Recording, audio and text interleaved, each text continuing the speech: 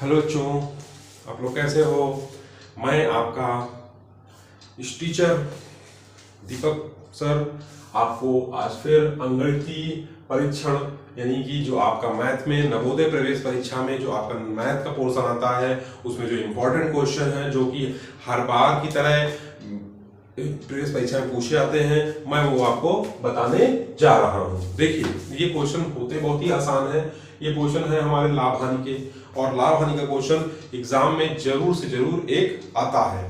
ठीक है बच्चों, तो एक आता है या फिर दो आते हैं, ठीक है ना। और वो हमारे होते हैं आसान, लेकिन हम लोग क्या करते हैं कि वो क्वेश्चन हम लोग को लगता है कि नहीं मुझसे नहीं हो पाएंगे और हम लोग को छोड़ देते हैं, जबकि वो बहुत ही आसान क्वेश्चन होते हैं। चलिए आज मैं आपको बताता हूँ कि वो क्वेश्चन आसान क्वेश्चन कैसे किए जाते हैं। ठीक है बच्चों, चलिए इन क्वेश्चनों को हम लोग हल करते हैं। तो क्वेश्चन आप लोग पढ़िए, क्या लिखा है क्वेश्चन। कह रहा है कि एक व्यक्ति ने टीवी रुपए 18,200 में खरीदा। बच्चों, जब कोई भी चीज मैंने बताया था आपको, जब ये चैप्टर मैंने पढ़ाया है मैथ में आपको, सेलिंग प्राइस, कॉस्ट प्राइस वाला यानी कि लाभ हानि वाला, खरीद क्रय विक्रय मूल्य वाला, तो उसमें मैंने बताया था कि जो खरीदा यानी जो खरीदते हैं उसको हम लोग क्रय मूल्य बोलते हैं। बच्चों क्या बोलते हैं? क्रय मूल्य, यानी कि उसको हम लोग बोलते हैं कॉस्ट प्राइस, सीपी। सीपी हमको दे रखा है रुपए 18,200, यानी 18,200 में खरीदा। उसने इस टीवी की मरम्मत पे रुपए 1,800 खर्च किए। बच्चों ये उसने क्या किया, 1,800 रुपए इसको बनवाने में खर्च कर दिए। अब कह रहा हुआ इसको कितने में बेचे कि उसको 3,000 रुपए का लाभ हो, तो उसको लाभ 3,000 का हो। बच्चों तो उसको लाभ जो है हम क्या रखिए, प्रॉफिट। प्रॉफिट कितना है उसको? प्रॉफिट है उसको 3,000 रुपए का, यानी 3,000 रुपए का उसको प्रॉफिट कब होगा, यानी कि वो कितने में बेचे, यानी कि हमको क्या निकालना है? सेलिंग प्राइस, यानी सेलिंग प्राइस निकालना है। तो बच्चों देखिए, सेलिंग प्राइस जब निकालना होगा तो हम लोग कैसे निकालेंगे, और उसने 1,800 में खर्च भी किए उसको बनवाने में। तो बच्चों तो उसको अब देखिए उसको हम लोग क्या करेंगे कि जब उसने 1,800 रुपए खर्च किए हैं तो जो है न्यू कॉस्ट प्राइस क्या हो जाएगा? न्यू कॉस्ट प्राइस हो जाएगा 18,200। जो 18,200 है उसमें हम लोग क्या करेंगे, 1,800 खर्च जोड़ देंगे। बच्चों 1,800 जो जोड़ोगे तो क्या आएगा? वो आएगा हमारा 0 0 और 8 2 10 की 0 यहाँ से लेंगे, 8 1 9 और 1 10 की 0 1 1 2, तो ये आ जाएगा 20,000 रुपए। क्या आ जाएगा बच्चों? रुपए 20,000 आ जाएगा। तो ये हमारा हो जाएगा न्यू कॉस्ट प्राइस। ठीक है ना। अब हमारा फॉर्मूला क्या होता है? लाभ बराबर यानी प्रॉफिट बराबर, लाभ बराबर क्या होता है? विक्रय मूल्य माइनस क्रय मूल्य। क्या होता है? विक्रय मूल्य माइनस क्रय मूल्य। ठीक है ना बच्चों।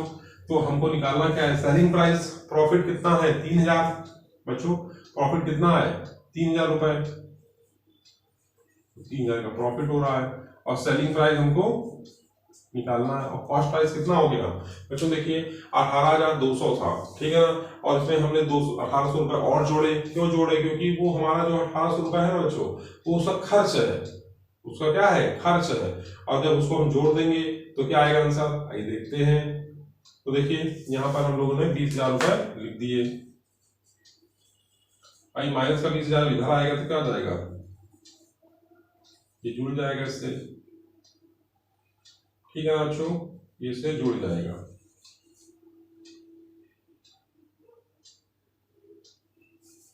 ये 0 यहाँ आएगा, यहाँ आएगा, यहाँ आएगा, यहाँ आएगा। ठीक है ना, इनको जोड़ो कितना जाएगा?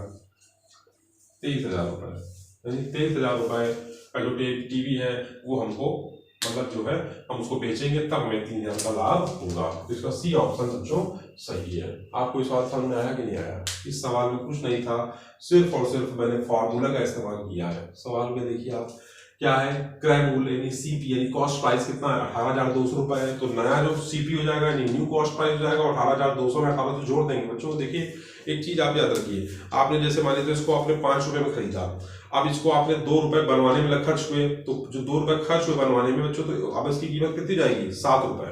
बच्चों 5 में तो खरीदा था, 2 रुपए इसकी बनवाने में खर्च हुए, तो तभी अब ये नया कितना हो जाएगा? 7 रुपए का हो जाएगा। लेकिन जब 7 रुपए का हो जाएगा तो उसमें कह रहा है कि रुपए 3,000 का उसको क्या हो रहा है? लाभ हो रहा है। यानी कि हमने जो न्यू कॉस्ट प्राइस निकाला वो 20,000 निकाला, और प्रॉफिट 3,000 उसको कब होगा? जब वो उस टीवी को कितने में बेचे? 23,000 रुपए बेचे। बच्चों 23,000 रुपए में जो बेचे, सेलिंग प्राइस उसका 23,000 रुपए करेगा, तब वो टीवी जो है वो 3,000 रुपए का उसमें लाभ कमा पाएगा। आपको सवाल समझ में आया होगा? आसान सा था, कुछ नहीं था। चलिए आगे चलते हैं।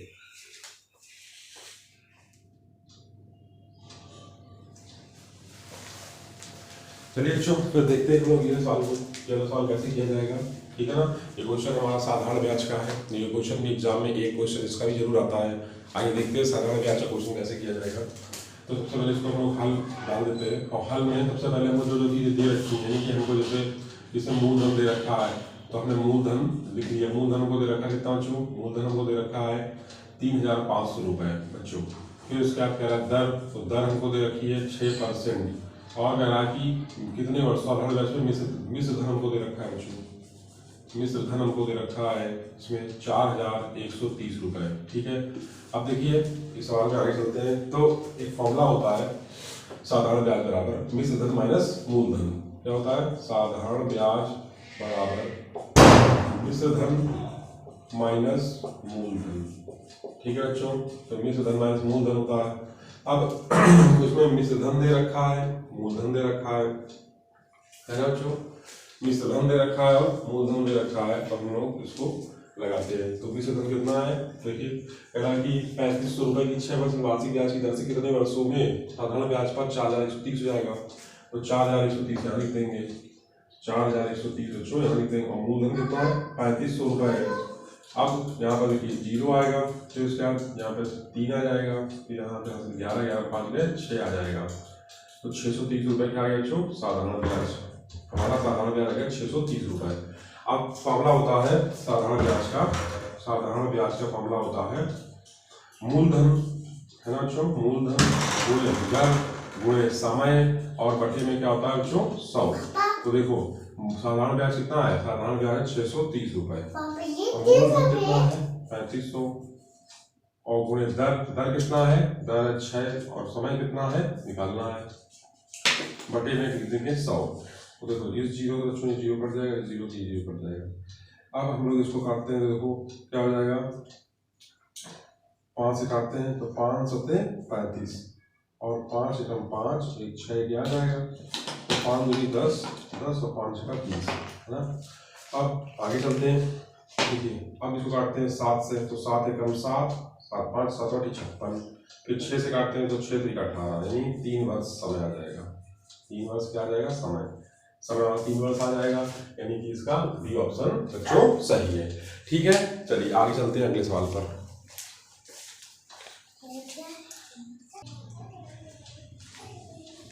अब चलिए बच्चों इसमें देखिए क्वेश्चन नंबर 3 में कह रहा है 9 तथा 7 दोनों का एक उभयनिष्ठ गुणन संख्या ए है।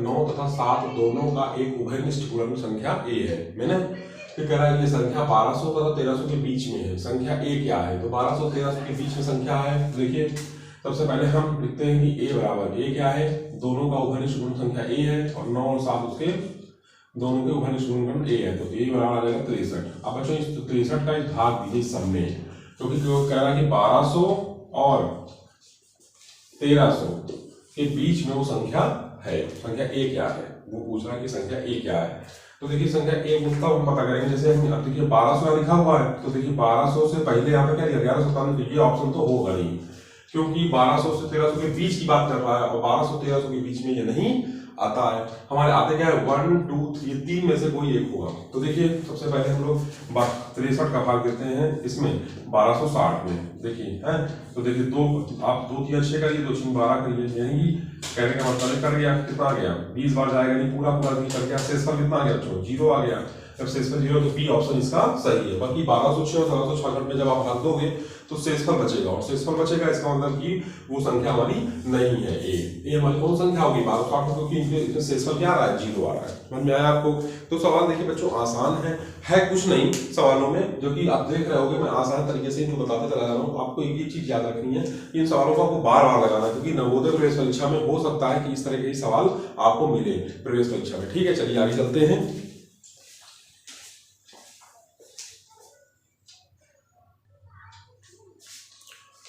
हमारे सामने एक सवाल और आ चुका है कि एक सीरीज दे रखी है 9 फिर 13 फिर 17 फिर 21 फिर 25 फिर डैश डैश डैश। अब कह रहा है कि आगे वाली संख्या क्या होगी, 25 के बाद संख्या क्या होगी। तो देखिए इसमें ये 4 ऑप्शन दे रखे हैं, कौन सा ऑप्शन सही है। तो देखिए हम लोग पता करेंगे कि इसमें क्या एक चल रहा है, पैटर्न चल रहा है। तो इसमें पैटर्न चल रहा है, देखिए +4 जोड़ा तो 13 हुआ, फिर +4 जोड़ा तो कितना हुआ 17 हुआ, फिर +4 जोड़ा तो 21 हुआ, फिर +4 जोड़ा है तो कितना हो गया 25 हो गया, यानी फिर +4 जोड़ेंगे तो कितना आ जाएगा बच्चों 29 आ जाएगा। तो सी ऑप्शन सही है। कुछ था सवाल में? कुछ नहीं था, आसान सवाल था। देखिए इसमें पैटर्न पता करते हैं, सीरीज वाले सवालों में पता करते हैं कि इसमें कैसा पैटर्न चल रहा है। कभी कभी प्लस चलता है, कभी माइनस चलता है, कभी एक बढ़ जाता है, कभी एक कम हो जाता है, कभी गुणा होता है, ठीक है ना, कभी भाग होता है, कभी आधा लेते हैं। तो ये एक सीरीज पता करते हैं और सीरीज पता करने के बाद फिर हम लोग चेक कर लेते हैं और उससे हमको पता चल जाता। देखिए 9 में 4 जोड़ो तो 13 होता, 13 4 17, 17 4 21, 21 4 25, 25 4 29, यानी 29, यानी सी ऑप्शन इसका जो सही है। इस सवाल में कुछ था? कुछ नहीं था। तो इसी तरह के सवाल आपको नवोदय प्रवेश परीक्षा 29 अप्रैल को कक्षा 6 की होने वाली है, उसमें इस तरह के क्वेश्चन आपको देखने को मिल सकते हैं। तो आप जरूर से जरूर इन क्वेश्चनों को आप प्रयास करिए, हल करिए और ज़्यादा से ज़्यादा करिए, कोशिश की ज़्यादा से ज़्यादा क्वेश्चनों की आप प्रैक्टिस करिए। जब प्रैक्टिस आप अच्छे से करोगे तो आप सवाल को आसानी से और आराम से लगा सकते हो, क्योंकि मैथ का जो पोर्शन होता है इसमें आपको जो सवाल मिलते हैं वो ऐसे मिलते हैं कि आपको फ्री के नंबर मिलते हैं। मतलब जैसे कि आपने हिंदी पढ़ी, हिंदी में आपने जरा सी गलती कर दी तो फिर उनके नंबर चले जाएंगे, ठीक है ना। रीजनिंग में भी कल को पूरे पूरे मिलते हैं और मैथ में भी पूरे मिलते हैं, इसलिए इन सब्जेक्ट्स को छोड़िए मत, इनमें खूब प्रैक्टिस करिए, ठीक है। चलिए आगे चलते हैं।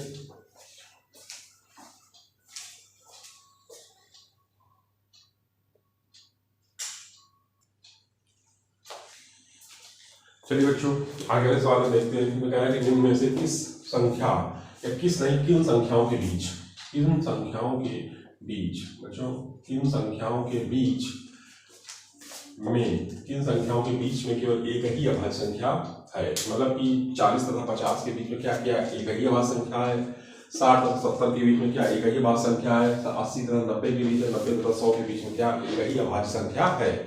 बच्चों सबसे पहले हम लोग अभाज्य संख्या के बारे में पता करेंगे। हमने आपको बताया था मेरे पीछे वाली वीडियो में, जब मैं आपको मैथ का सेक्शन पढ़ा रहा था तो मैंने बताया था कि अभाज्य संख्याएं क्या होती है। अभाज्य संख्या बच्चों वो होती है जो केवल अपने, अभाज्य संख्या वो होती है जो केवल अपने ही पहाड़े से कटे, ठीक है ना, किसी और पहाड़े से वो नहीं कटती है, या फिर एक से कटे, ठीक है ना।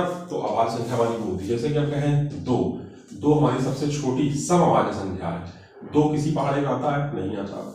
इसी तरह से 3 भी एक अभाज्य संख्या है। हम कहते हैं 4 क्या अभाज्य संख्या है? हम कहेंगे नहीं, 4 हमारी अभाज्य संख्या बच्चों नहीं है, क्योंकि 4 हमारा 2 के पहाड़े में आता है। 4 हमारा 2 के पहाड़े में आता है, मतलब ऐसी संख्या है जो किसी और के पहाड़े में ना आती हो। जैसे हम 5 की बात करें तो 5 एक अभाज्य संख्या, क्योंकि 5 किसी और पहाड़े में नहीं आती।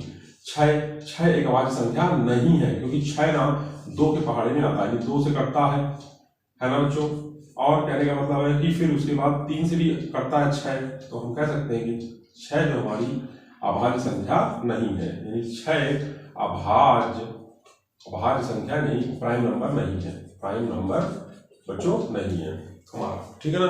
तो प्राइम नंबर हमारे होते कौन से हैं? देखिए ना, मैंने आपको बताया कि प्राइम नंबर हमारे वो होते हैं जो केवल अपने ही पहाड़े से कटे, जैसे 2 3 5 7 11 13 है ना बच्चों। फिर उसके बाद 14 15 है, 17 19 है ना, 21 नहीं कह सकते, 22 नहीं कह सकते, 23 कह सकते, 24 नहीं, 25 नहीं, 26 नहीं, 27 नहीं, 28 नहीं, 29 कह सकते हैं, 30 नहीं, 31 कह सकते हैं। तो ये हमारी अभाज्य संख्याएं। अब ये कह रहा है कि 40 तथा 50 के बीच में केवल एक अभाज्य संख्या आती है कि नहीं आती है। तो 40 तथा 50 के बीच में आप देख लीजिए, 40 तथा 50 के बीच में अभाज्य संख्याओं की बात करें तो 40 और 50 के बीच में क्या एक आती है? एक से ज्यादा आती है। यदि एक से ज्यादा आ रही होंगी तो ये ऑप्शन नहीं होगा। तो 40 से 50 के बीच में देखो, ये पहली तो 41 हो गई, फिर 42 नहीं 43 हो गई, तो ये ऑप्शन गया। फिर 60 तथा 70 के बीच में देख लीजिए जल्दी से, 60 तथा 70 के बीच में आपकी 61 हो गई, मतलब 63 आता, 7 के पहाड़े भी आता, 9 के पहाड़े में, 64 नहीं, 65 नहीं, 66 नहीं, 67, तो देखिए 67 किसी कटेगा? नहीं कटेगा, ये भी नहीं ऑप्शन। फिर 80 तथा 90 के बीच में देख लीजिए, 80 तथा 90 के बीच में 81 नहीं, 82 नहीं, 83, 84 85 86 87 88 89 किसी पहाड़े में से कटेगा नहीं। तो यानी कि 83 और 89 जो 2 संख्या आ रही है, ये भी नहीं है, यानी ऑप्शन इसका कौन सा सही है? डी। अब देखिए कैसे, 90 और 100 के बीच में देखिए, तो 90 के बीच में क्या आता है? 91 आता है, 92 आता है, 93 94 95 96 97 है ना जो, 97 आता है, फिर 98 आता है, फिर 99 आता है। अब देखिए 91 हमारा कटता है, 13 से 91 होता है, 92 भी कट जाएगा, 93 भी कट जाएगा, 94 भी कट जाएगा, 95 19 95 95 96 कटेगा, 97 हमारा कटेगा? नहीं कटेगा बच्चों, 97 हमारा किसी पहाड़े से नहीं कटेगा। यानी जो 97 है ये किसी से नहीं घटेगा। देखिए आप 3 से काटिए तो ये 9 घटेगा, पर 7 नहीं घटेगा, है ना। 98 घटेगा, 99 घटेगा, 100। तो यानी कि हमारे केवल एक ही संख्या है 97, यानी कि सी ऑप्शन इसका जो सही है। इस सवाल को मैंने क्या किया, सिर्फ और सिर्फ टेक्निक से हल कर लिया, ठीक है। तो आपको टेक्निक इस्तेमाल करनी है, ठीक है।